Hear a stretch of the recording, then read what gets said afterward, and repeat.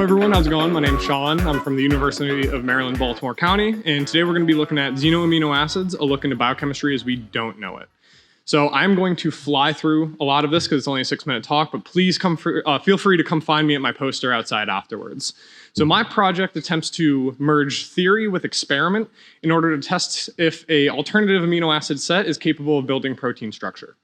Now to do this, we need to select a candidate alphabet from plausible alternatives, and from there, use our collaborators over at the Charles University in Prague to build oligopeptides.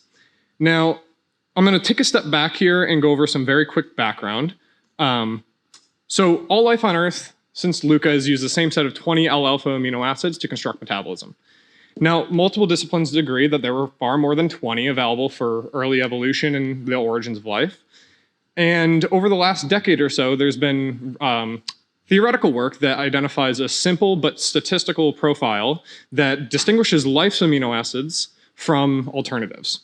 And that is that the 20 amino acids used by life exhibit a non-random coverage of size and hydrophobicity, when we define coverage as the range of values in a set and with how evenly they distribute across that range. So what do I mean by that exactly? I want you to consider a set of 5 amino acids and pick any physicochemical descriptor. This could be size, this could be volume, log P, this could be charge, and you're gonna measure them, rank order them, and plot them on that axis. From here, what we can do is we can get the intervals between each amino acid, and this ties into our idea of coverage, which breaks down into 2 components, which is range and evenness. So range is simply just the sum of these intervals between each amino acid, and evenness is the sample variance of these intervals. Now this ties back into what I said, the coded 20 amino acids are statistically non-random, and 1 in about 2.5 million alternative alphabets would have the same or better coverage in size and hydrophobicity. Now, why exactly are we looking at range and evenness? Well, range allows for a broader diversity of structures and functions, and evenness allows for the best approximation of any desired physical chemistry. So I like to think of it as trying to recreate a black and white painting using a defined set of tiles, and you need to pick which colors you want to use to try and get that painting as close as possible. Now, range is effectively the difference between having black and white tiles versus just different shades of gray, and evenness is among the black and white tiles having an even distribution going from black to white. Now, why exactly are we looking at log P and volume? Log P is just a measure of hydrophobicity, and hydrophobic collapse is crucial for protein folding. And for volume, volume determines the physical space that allows for protein folding.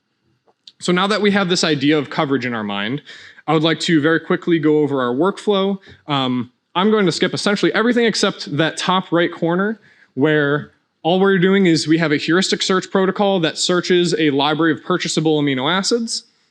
And from there, we are in a constant feedback loop with our empiricist collaborators in attempting to eventually get a candidate alphabet. Now, I'm sure you are all dying to see what one of these alphabets look like, right? So here we go. This is our current alphabet. Now, big emphasis on current because of that iterative feedback loop. This is definitely subject to change and probably will change before we start constructing oligopeptides from a set. But here is our first set. This is simply just one example of around 10 to the 14 possible high coverage sets that we could pick from. So there are a lot of variations that we can change and play with the empiricists. Now, again, the goal here is to synthesize these oligopeptides from a completely non-canonical set, and that's hopefully what we'll be doing in a few weeks. Now, I would like to very quickly end on a deeper note of who cares? Why would it advance science to design an alternative amino acid set? And I would like to kind of bring that question to this idea of, is there such a thing as a good or bad amino acid alphabet? Now, before the empiricists in the crowd jump out of their chairs and strangle me, yes, the empiricists are saying, of course there are bad amino acid sets. The 20 are very good at what they do.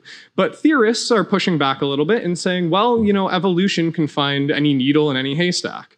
So I would like to believe that the truth lies somewhere in between, but what we're really trying to do here is begin to characterize good versus bad using an adaptation of 1980s behavioral thinking, so optimality theory, for life's amino acids.